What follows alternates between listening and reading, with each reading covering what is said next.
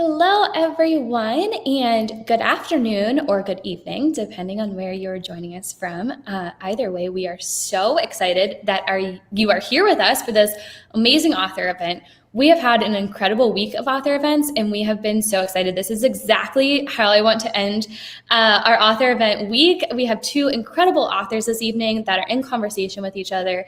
This is truly such a wonderful change to author events that has happened over the course of the past year as we're all adapting, is getting to have authors in conversation with each other, which is actually more rare than it sounds like it might be because we've become kind of accustomed to it. So we are so excited that you are here, you are with us. I am Stephanie, I am with The Novel Neighbor. If you're not familiar with us, we are an independently owned and operated bookstore that can be found in St. Louis, Missouri. So shout out to the Midwest and shout out to St. Louis.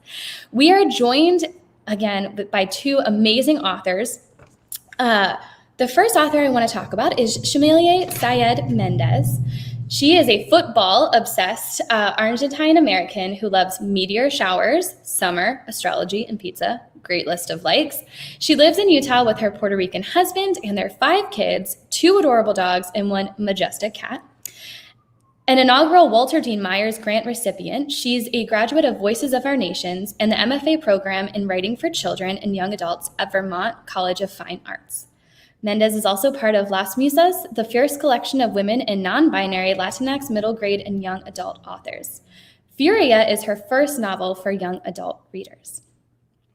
She has been willing to join us in conversation tonight with the incredible Peace Adzo Medie, who is a Ghanaian writer and senior lecturer in gender and international politics at the University of Bristol in England.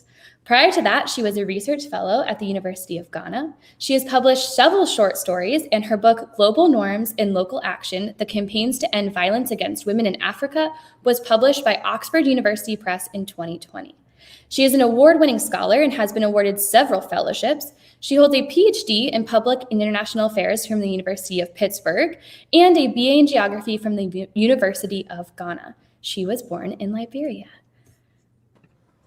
And hello, I do think it dropped Peace.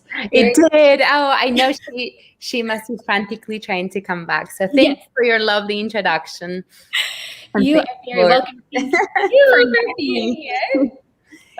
We will give, so everyone watching, bear with us. So Peace is tuning in from the UK. So we are dealing with some international waters, which is what we were hinting at. That makes it so freaking amazing that we get to still have these author events during this time when travel is limited.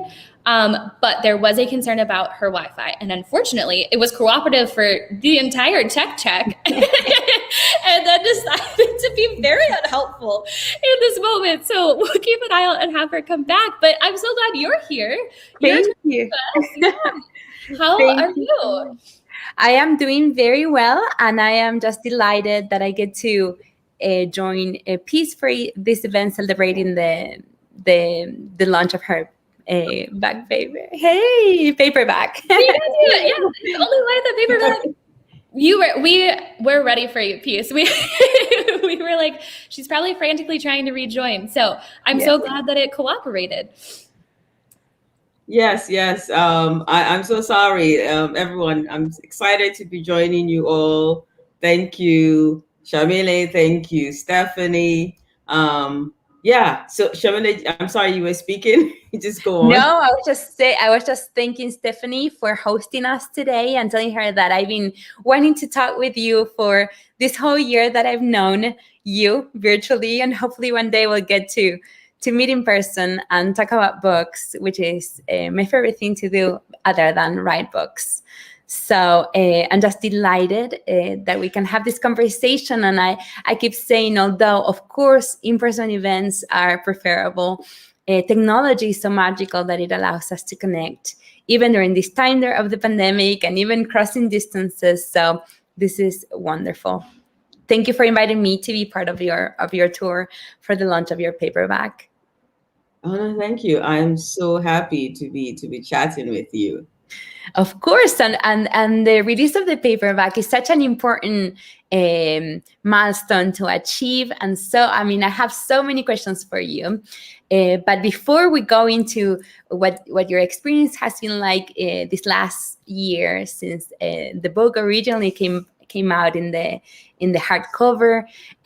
For our audience who might not be familiar with your book, could you tell us a little bit what His Only Wife is about? Yes, so His Only Wife, my debut novel, is set in Ghana, and it's the story of Afi.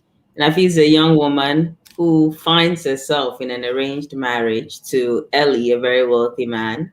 And this marriage has been arranged by Eli's mother, Auntie, who also happens to be Afi's benefactor. And so Auntie has arranged this marriage because she doesn't approve of Eli's partner.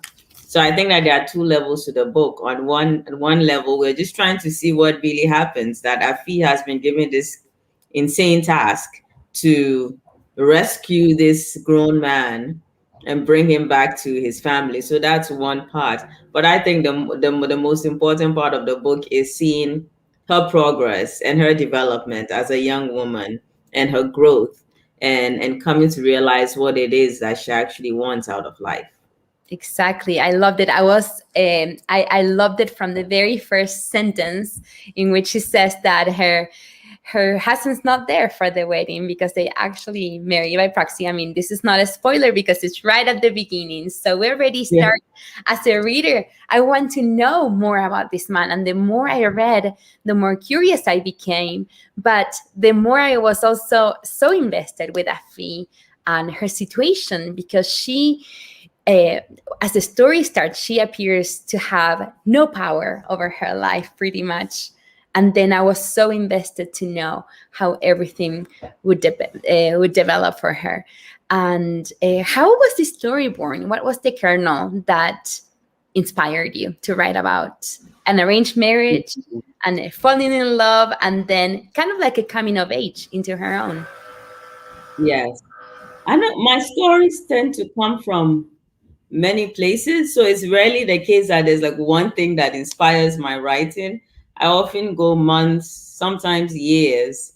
And as you know, I just been walking down the street and ideas pop in, and I feel like I'm creating a catalog and slowly weaving different things together. So anyway, my stories never just come from one place.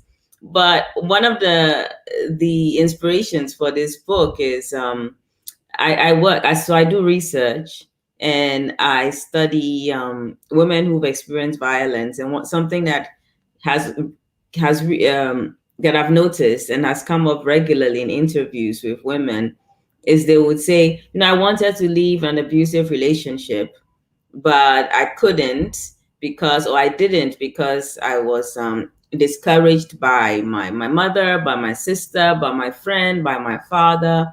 And it just got me really interested in thinking about why do people enter relationships and why they stay in relationships and what it means to be in a relationship with a host of other people insisting on having a say and trying to tell you how to live your life.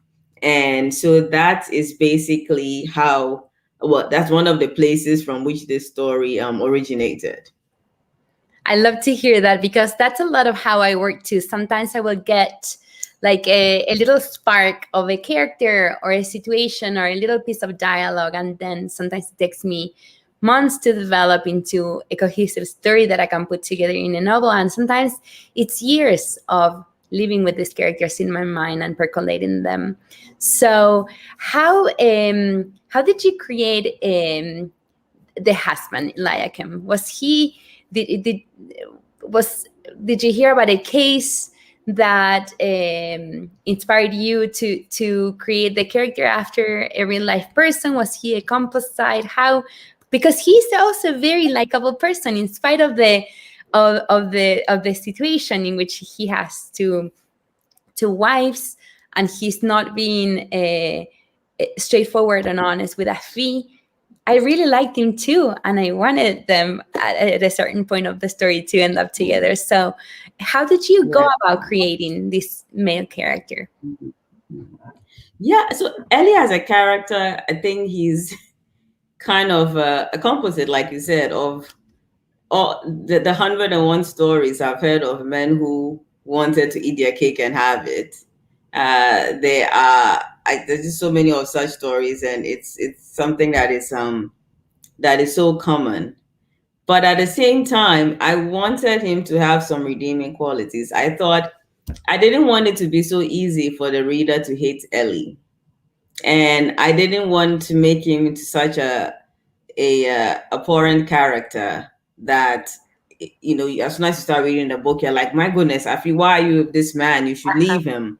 We wanted it to be a bit more difficult in making the decision for Afi herself, but also for the reader. I wanted the reader to be torn, just as Afi was torn. So Ellie has major issues, but Ellie is also kind and he's romantic, and I guess the fact is that in life people are much more complex, right? It's not often that you meet someone who only has these really appalling qualities. People are so much more complex than that. But yeah, and also I'm a massive fan of romance. So no matter, well, I shouldn't say no matter what I'm writing, but often when I'm writing, if I can find a way of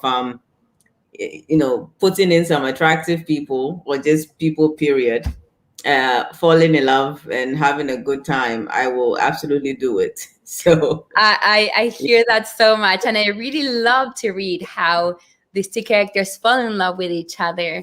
And also, I love what you said earlier, that Afi falls into this arranged marriage, and she is kind of obligated because Auntie is her benefactor and she's her mother's boss, and they're living at a house that was provided by Auntie. So there's all these conflicting things, but she's also not marrying a horrible person. This is a man worth fighting for. But she doesn't only marry him, she marries into this whole family and this whole part of society that she hadn't been part of before. So what can you tell us about that and her relationship with, like, how kind of like her network of relationships explodes when she is married to Ellie? Yeah, so she great question. She starts off in a town where she's very sheltered. So she lives with her mother, and she's very much a part of a larger extended family. She's very sheltered. She's protected, especially by her mother. But then she marries this man, and she moves to Accra, and it's a big city, and she's thrust into this family, and they are withholding information, first of all. So half of the time she doesn't even know what is happening. Exactly. She doesn't know what is true and what isn't. But then she just has to adjust to a new life. And a big part of the book is just her trying to fit in. And it's a class elements to it, in that, she's with these really wealthy people, and all of a sudden she has to learn the rules, and she's very nervous about it. She's very worried that she doesn't fit in. And so, yes, and the family is, and Ellie's family is it's a very close-knit family, maybe too close-knit, where people are too involved in other people's lives. And so she basically finds herself thrust into this situation where you have meddling relatives, and she's somehow supposed to please every one of them. And that's, well, I was going to say that's where the problem begins, but actually the problems begins even before then. Yes, because she has to.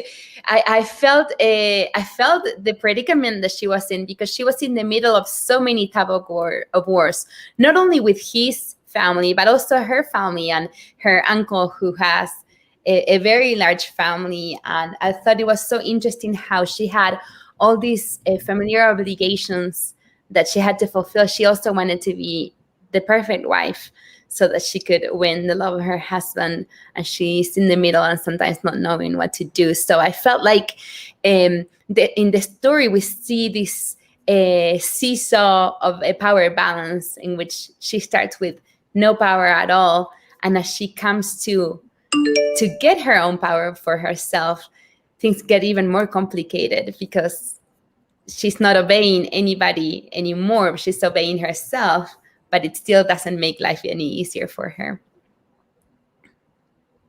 Yes. I mean, So I mean, the entire book is basically her process of growth and trying to find her voice, and in some way clawing at this family and trying to grasp something, and she's grasping power, like you said, very much. So she's grasping power, but she's also grasping for like the physical things, resources, Mm-hmm. and because there's also power in resources, right? Like having her own house, it's very Exactly. important, right? Because when she has her own house, then no one can be like get out, and if you get out, you're homeless. So it's definitely a story about her trying to um, I wouldn't say accumulate, but really trying to get resources, but also trying to get some kind of power, and not power that she wants to use to, step on other people or bully Exactly. other people, but it's more power that she can use to protect herself.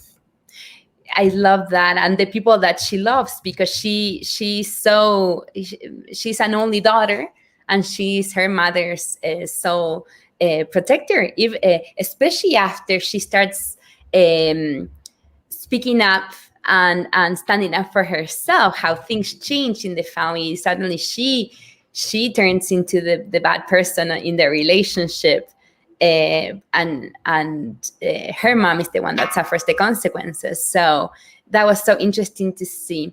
I thought it was very interesting how you showed the power dynamic and the misogyny sometimes that is carried about not by the men of the story, but by women who want to keep the status quo, because they, instead of trying to help other women who might have been in a similar situation, when they are in a better off circumstance, they try to put down younger women who are more vocal or want to be more independent.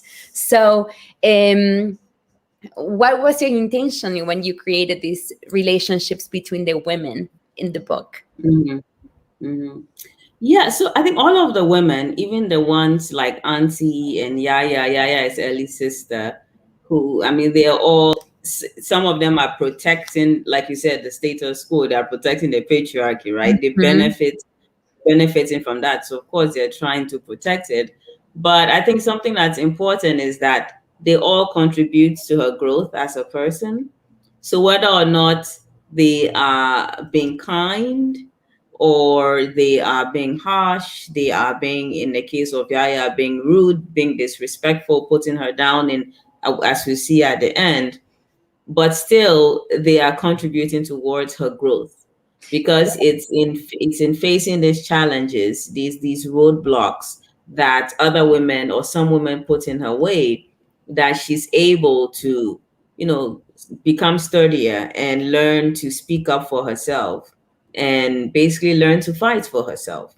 So yes, but I think, well, I also wanted to write about really complicated women, Uh-huh. and so an Auntie is a character who, I think one could hate her, but one also has to acknowledge that she does amazing things for the community.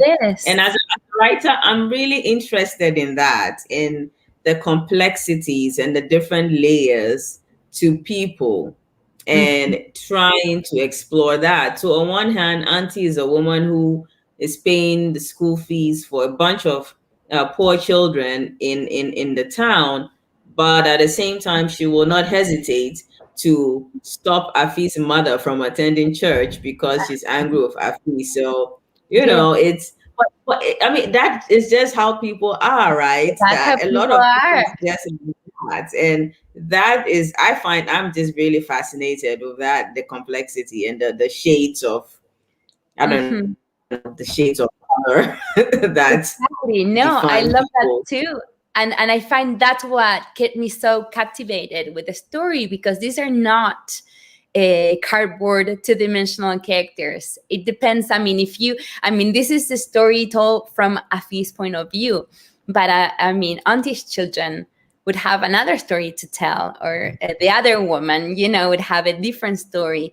So I thought it was so interesting how you showed all these, the different points of view, and how the role that we play in life changes depending on who's telling the story, and which was the case also with Evelyn, who is Richard's girlfriend, Richard's Ellie's brother, and Evelyn is a woman who, I mean, their relationship is not recognized, but she's not in any danger of being also destroyed by Auntie, because she doesn't pose a big enough threat.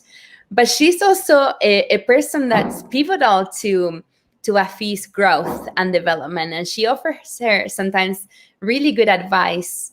And this is a woman who would be like in the margins of society, but at the same time, she has a lot of things to teach Afi. So she was definitely one of my favorite characters.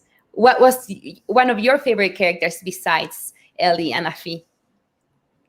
Yeah, so actually, Evelyn is my favorite character in the book, which I think is not right. I think Afi should be my favorite character, but it's actually Evelyn.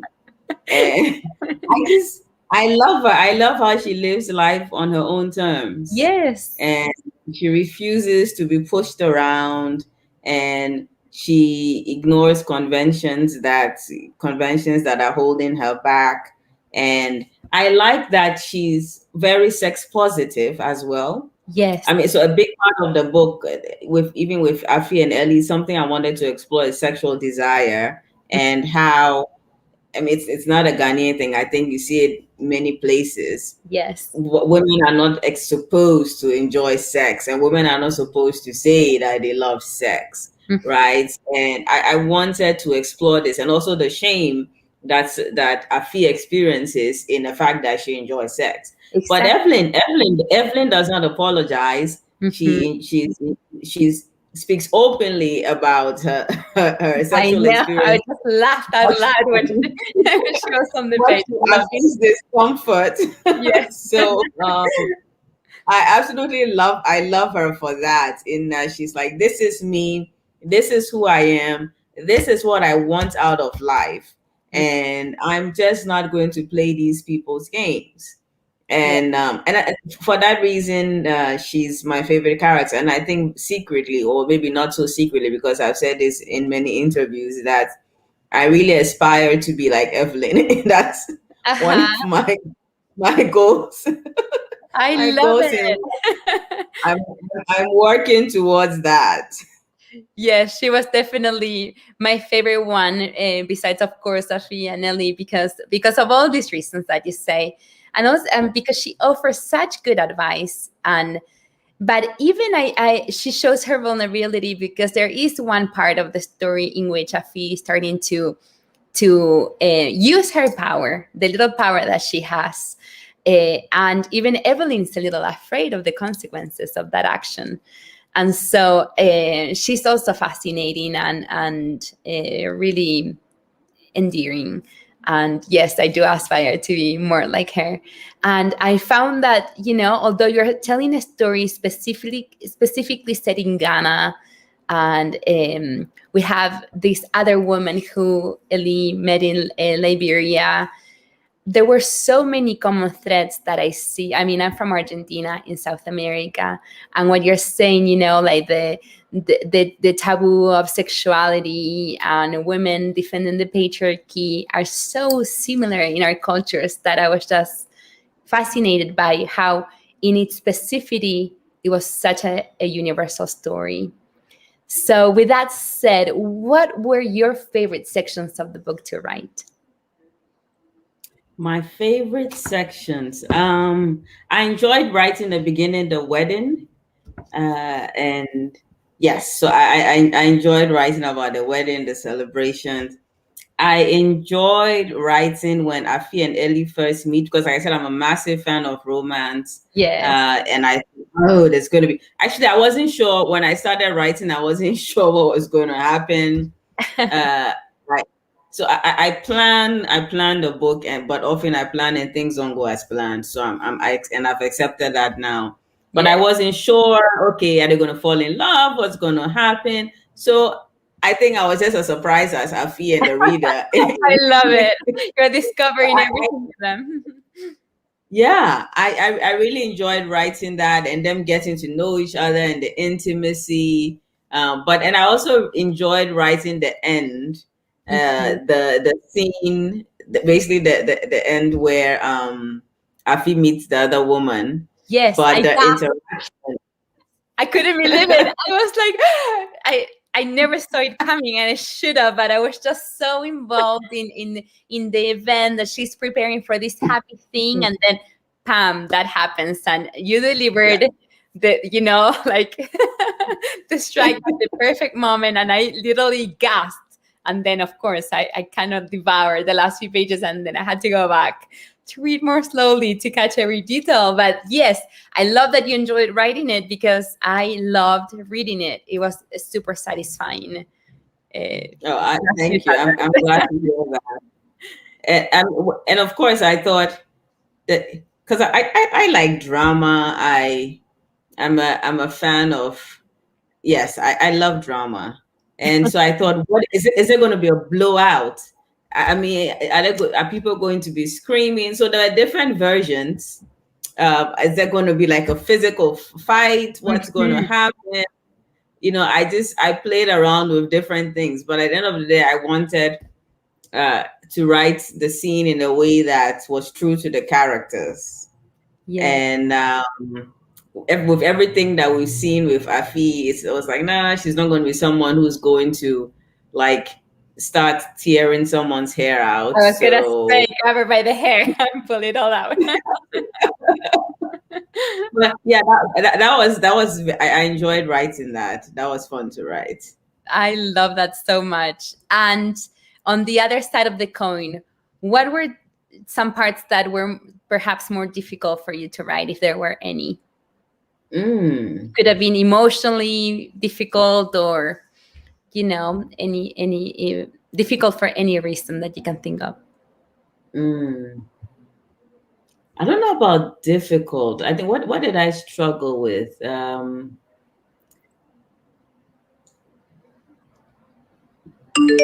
think maybe how much of Afi's interior life to reveal. So I went back and forth on that, and whether or not we should spend a lot of time in her mind, but whether also or not we should bring in or give more space to other characters like Muna, right? Because we never get to hear from Muna, and Muna everyone is telling us about Muna, but Muna herself.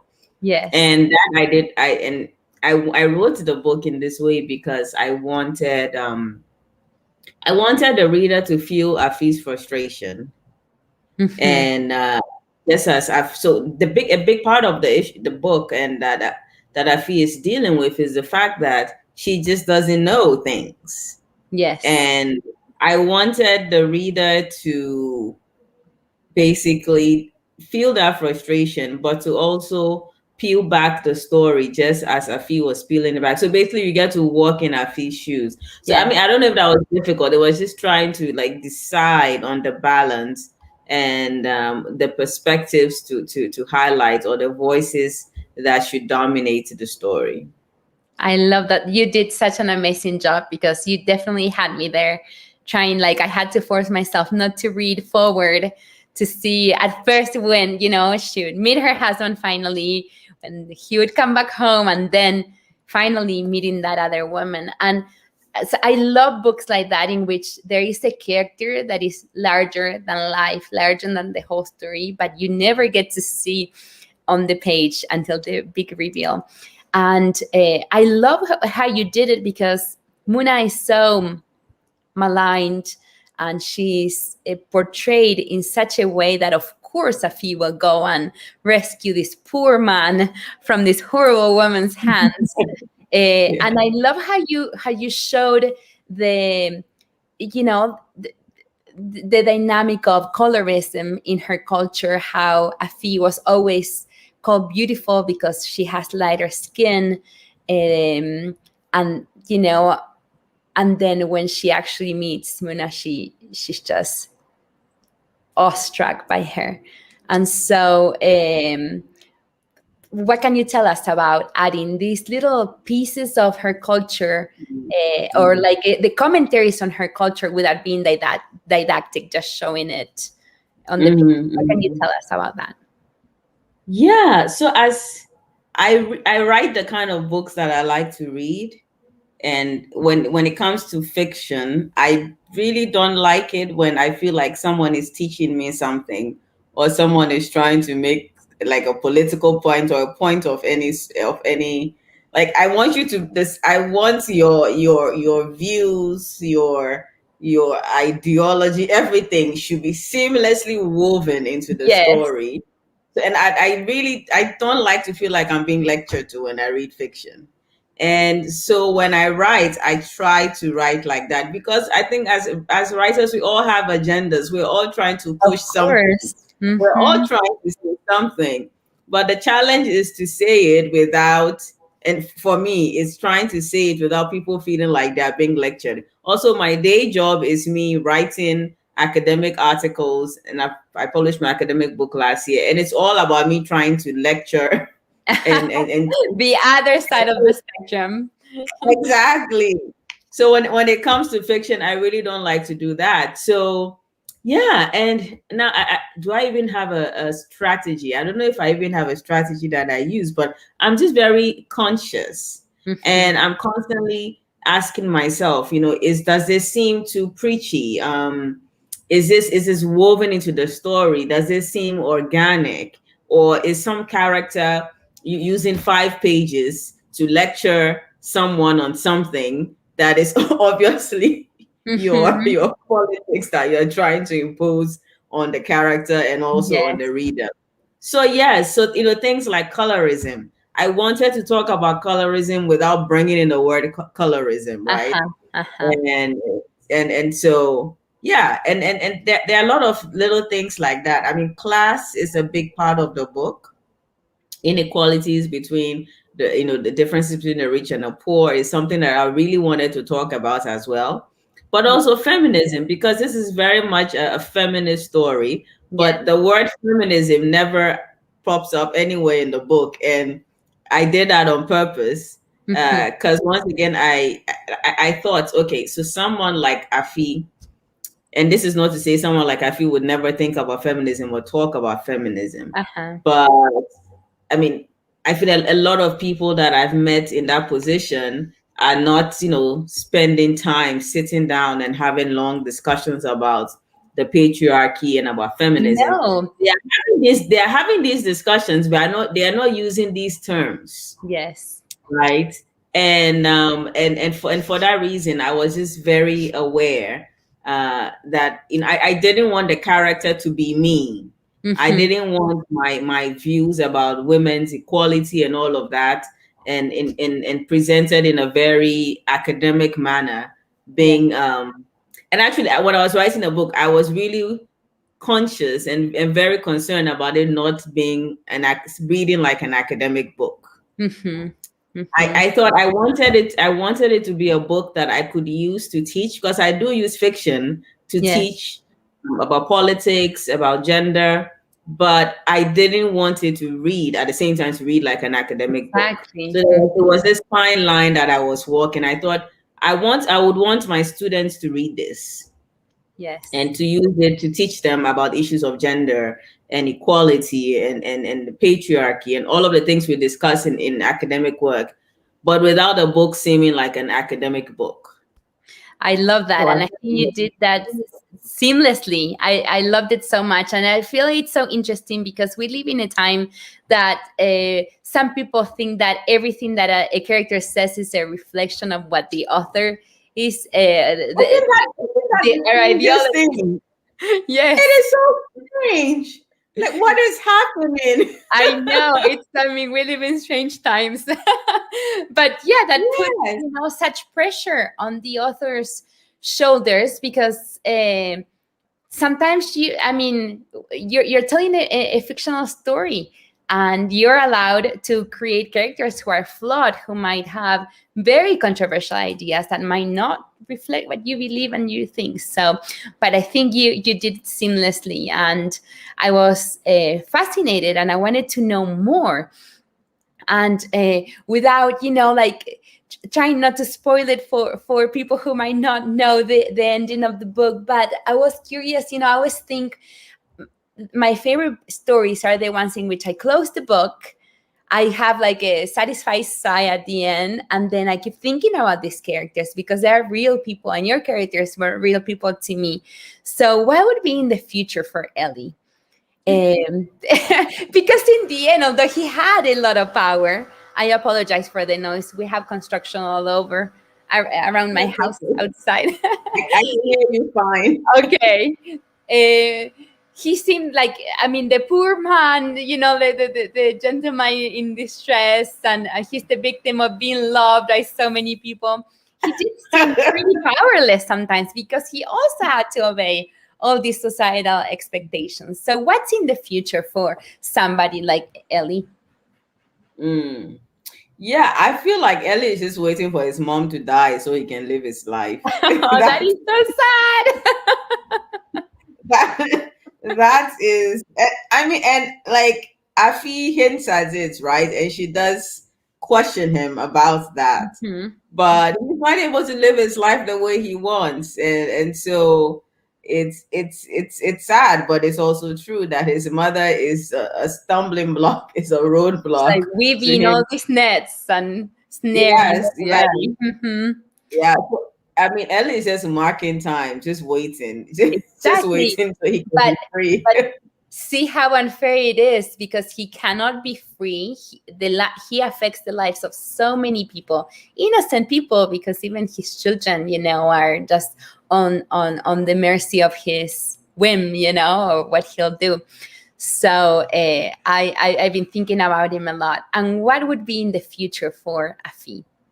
Where do you see her today? Yeah, so Afi, I see Afi being on her own for a while, and just because the book ends and she's still growing we're all growing Yes. until we die.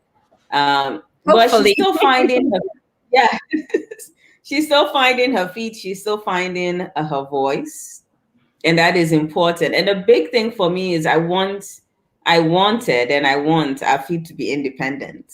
Yes. I didn't want to leave her dependent on anyone. I didn't want to leave her being rescued by anyone. Mm-hmm. I wanted her to stand on her own two feet and basically try to make it on her own. And that for me is exciting. And I've been asked a lot, is there a sequel? Not that I'm working on, but and when people say they want a sequel, they're like, we want love and romance for Afi. And I said, yeah, I kind of like that as a massive fan of romance, but also I also like the idea of her just being on her own and doing her own thing, because that also is a happy ending. Exactly. I love that you said that so much because, yes, sometimes we think the happily ever after requires two people, but she can have her own happily ever after, being true to herself and loving herself. So in a little change of subject, you've had a super amazing year with your book. And we're both like publishing sisters because we're both published by the same house. Both our books were part of the Reese Witherspoon's book club.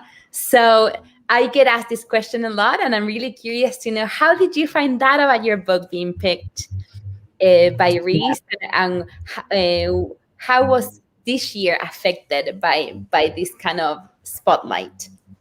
Well, first of all, congratulations on Furia. It is. I'm listening to it on audiobook now and so loving it. Congratulations. Thank you. And I think one could say there are quite a few similarities in the theme and what we are writing, both of us are writing about. Yeah, me finding out, it was so interesting, and interesting in like maybe normal, in that because I'd never met anyone at Algonquin. Everything had been done through the phone and through the internet.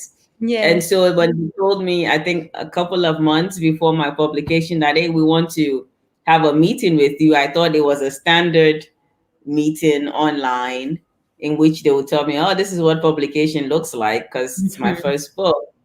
And then, so I get on this call and they just very casually say, your book has been selected. And I thought, no, what?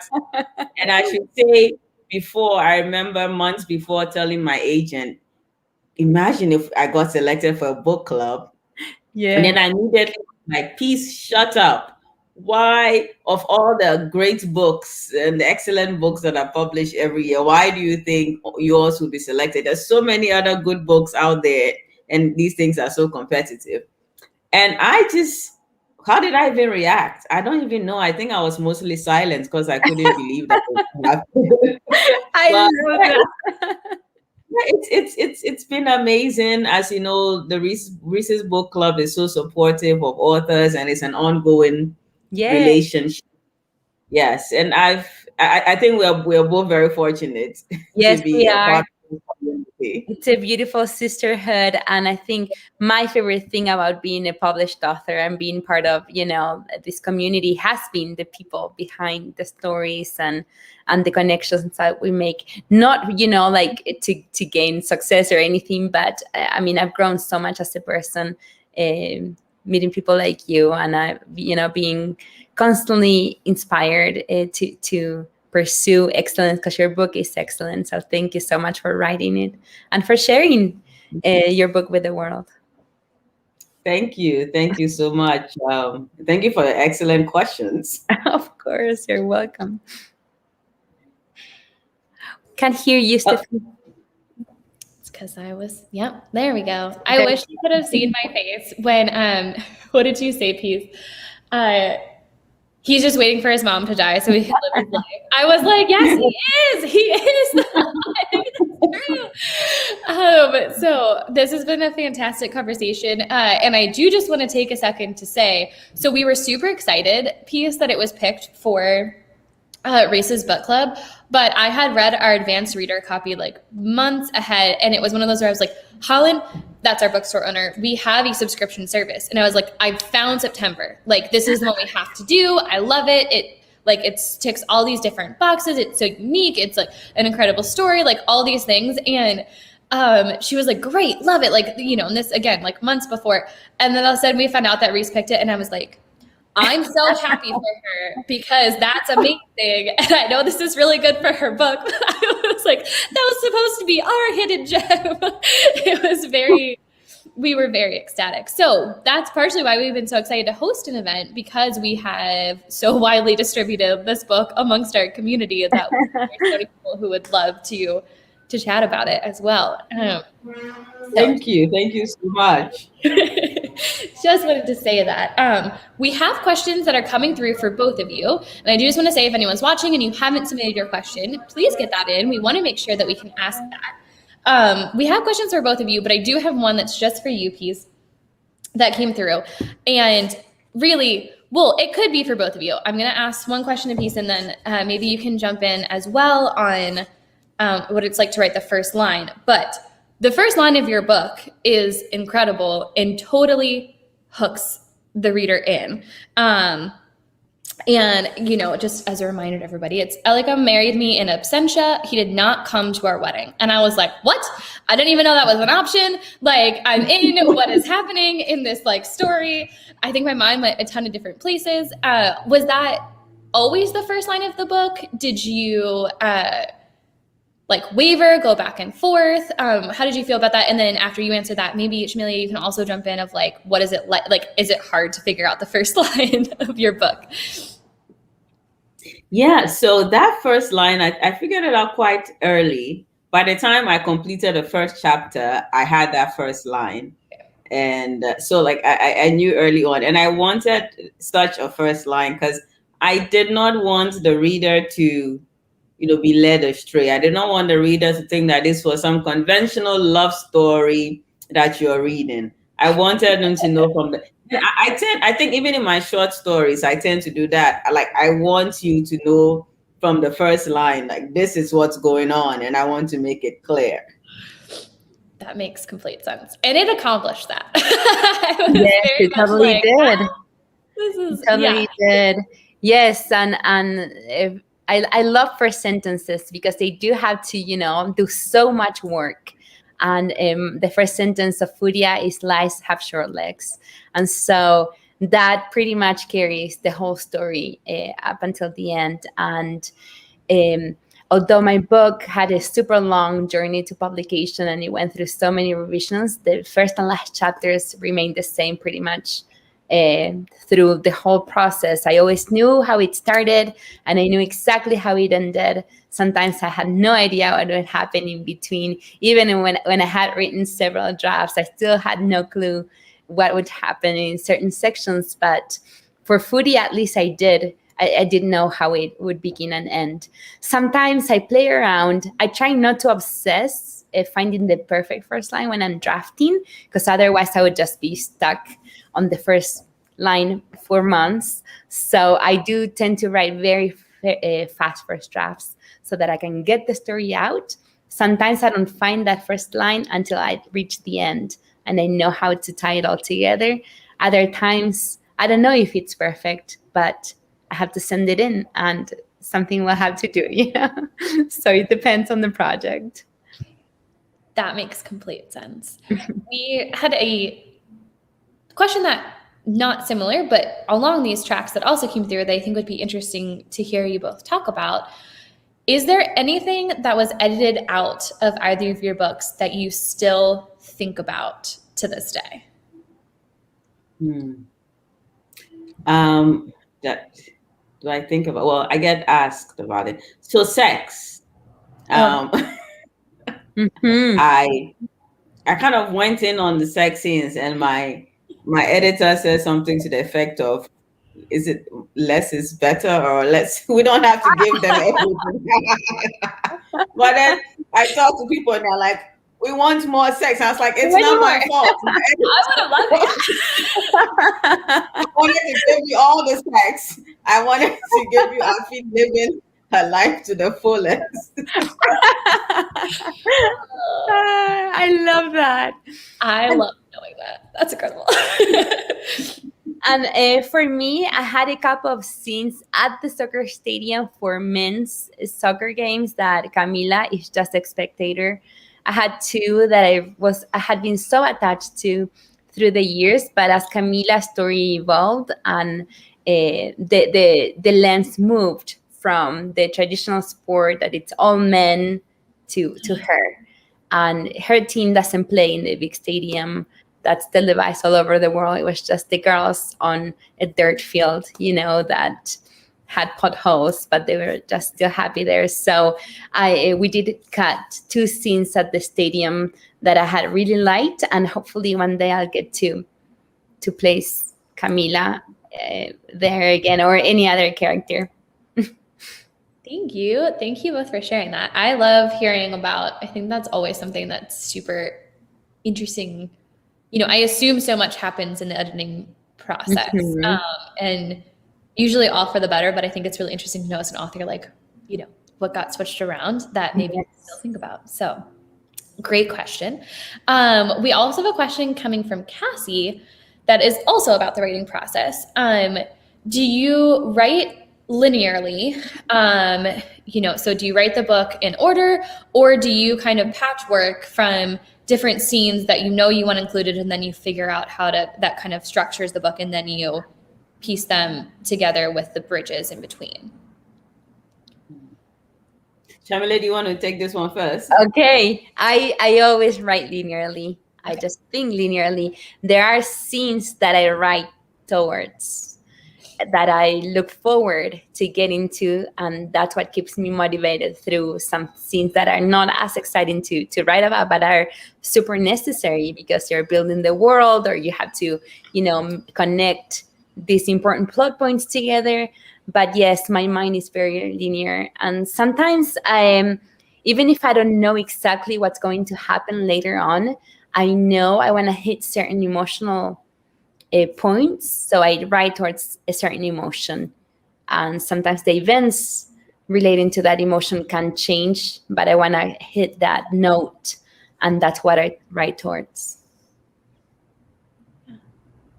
Yes, I think it's like you. I'm also a very linear writer, and I think it's because of how I think.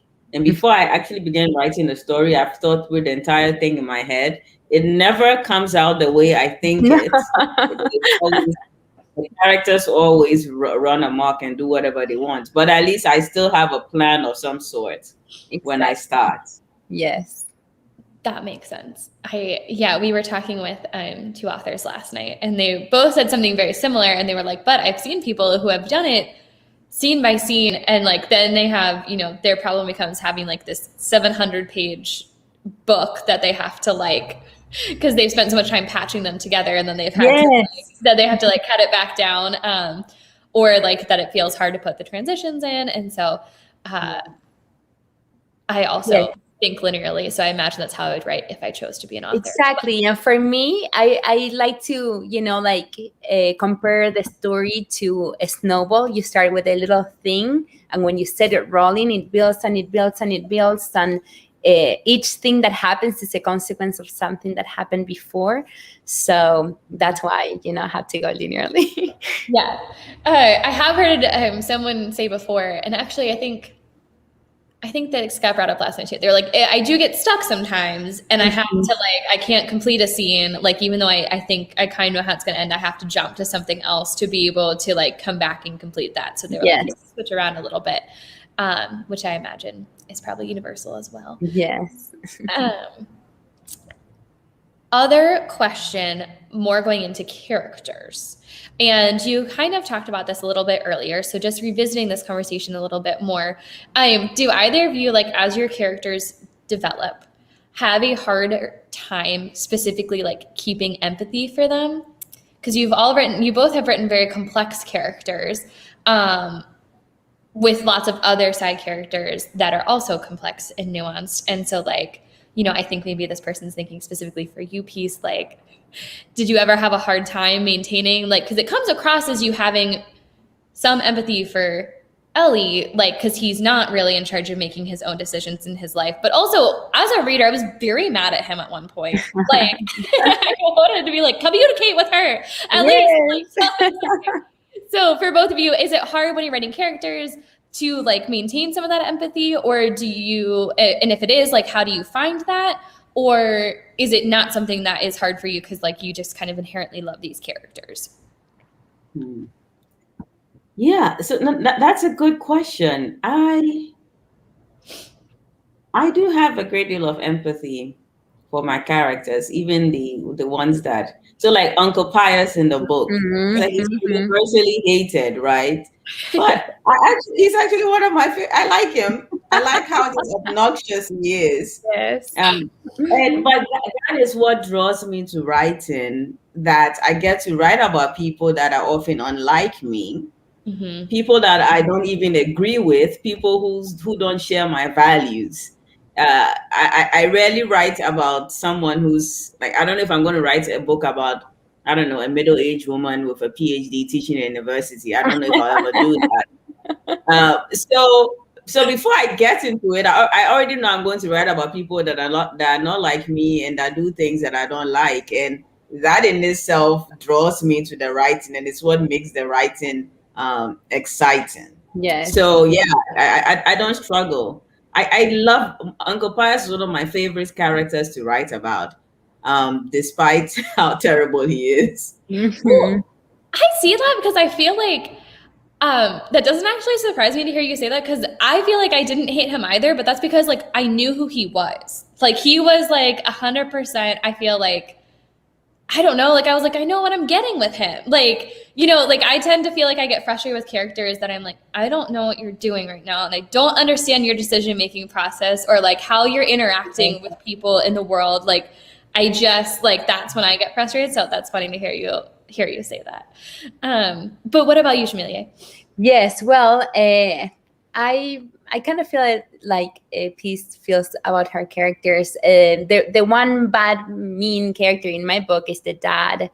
And because my story is told from Camila's point of view, she never finds that redemption arc in the dad. And a lot of people have asked me, especially older readers, will she ever forgive her father? And no, she will not. And it's not because she hates her dad and she's not, she hadn't grown as a character, but it's because he's not a good person. And I also wanted to show that it's okay to not have a relationship with somebody, even if they're your family, if they've been hurtful and toxic, And so in my heart, I have met so many people like Camila's dad. People sometimes ask me, is he based on my dad? He's not. Like, this is not an autobiography, I am not Camila. But I don't hate the dad, but I would never want to be associated with, somebody like him. And he's also a representation of the society in which Camila lives. So he's my most two-dimensional character for that reason, because he's told from her perspective. She's only 17, and he is like the face of this faceless enemy, which is violence against girls. And so, and I don't feel the need to be, a compassionate towards him. I don't feel the need, but I wanted to, also show that sometimes you don't have to have every character have a redeeming quality. Some people are just not good. Well, and I think that's so poignant because it's like reflective of how I actually feel about life. Of like, I connect more with books where like everything isn't tied up with this neat bow of, that is just a reality. And it's nice to see that represented in the same, I don't want to spoil things for you. But I think both of your books wrap up very beautifully and very realistically, and like left me so like satisfied isn't even the right word with like what I read, of just like, gosh, there's so many books where like 85% you're like, I love everything about this, and the ending is so important, right? And so for people who haven't read these books, like both of these books that we've talked about heavily today are so just perfect from front to back. That's what I had to say about that. So we're gonna wrap up here. We have a couple quick, just like rapid fire questions for both of you that have nothing to do with your writing and just more everything to do with you two as people. Because we also like to get to know our authors' personalities outside of their writing. So a couple quick, like this or that, which are preferences, and feel free to be like, neither of those, but you have to support what your answer of neither of those would be. Okay. Which I suspect I already know what one of these is going to be. But, well, and we talked about this ahead of time, but some readers wouldn't know. Are you morning people or night owls? I'm a morning person. I'm a morning person, but most of His Only Wife was written at like 4 a.m. before I go to work. Amazing. So I'm definitely a morning person. But if I need to bring the energy to do things at night, I will. It's currently 11:30 here, and I'm still going. We just want to say how much we appreciate you still going at this hour today. That means a lot to us. I love that. And I'm the complete opposite. By nature, I'm a night owl. I wish I could write late into the night. That's what I used to do when my kids were little. Not that they're older, they have to get up super early for school. I can't do that anymore, but I will do whatever it takes. When I was doing my master's degree and at the same time working on food, I would get up at 5. I cannot do 4, but I could do 5 to get a couple of hours before my kids got up at 7. So anything that needs to be done, but my nature is to be a night owl. Love it. Are you winter people or summer people? Summer. Also? I'm a winter person. The irony that I was born in Ghana, so close to the equator. Seriously, I am a winter person. I do not like it when it's hot. I like it when it's cold. I love it. I always say I'm a plant. I need warmth and light. Or I wither away. But I do, my favorite things to wear are always my winter wardrobe is my favorite. But I don't like being cold. Well, and so you do great in St. Louis. Peace, we want you to come to St. Louis sometime. Don't choose July. It will be your worst nightmare. So just if that wasn't already obvious, that's absolutely not why you want to visit us. It's been horrible here. And just this week, we finally like kind of hit some kind of break in like the heat and humidity that's been very, very welcomed. Okay. For the Olympics, do you care about gymnastics or swimming? Yeah, I'm not watching the Olympics, but what do I care about? All of Yes, I mean, so I know Simone Biles. I don't know. Do I know swimmers? So first of all, I'm not watching the Olympics, so that's really not a good place to start. But I know I love Simone Biles. So I love it. if I were watching, I would Simone Biles. Yeah. Yes, I love the Olympics, and it's been so hard with the time difference because when I wake up, we already know all the results, and it makes it hard to watch the events because part of the fun is to see, like the surprise and the anticipation and cheering for your person when you don't know what's going to happen. But I love gymnastics. I wanted to be a gymnast when I was little. I love Simone Biles. But I also have loved the stories behind the swimmers, like that boy from Tunisia, the 18-year-old boy who won, and his family was cheering. I just cried my eyes out watching that celebration more than the Olympic event. Watching the family be happy for him. I just love people being happy and reach their goals. I'm glad I asked them because I almost was like, well, you're going to reject the premise of the question because clearly you probably care about soccer for the Olympics more than anything else. So I'm glad I asked because it's so fun to know that you also wanted to be a gymnast. Yeah. Yes, but it has been hard. I did wake up early one morning to watch the soccer women play in the quarterfinal. I think was the one that I was like, okay, I can do this. And then all the other games have been, I think one of the games was at 6 a.m. So I was like, I can do that. I can have coffee. I can do it. And the rest of them have been at like 3 a.m. our time. I know. It's just too hard.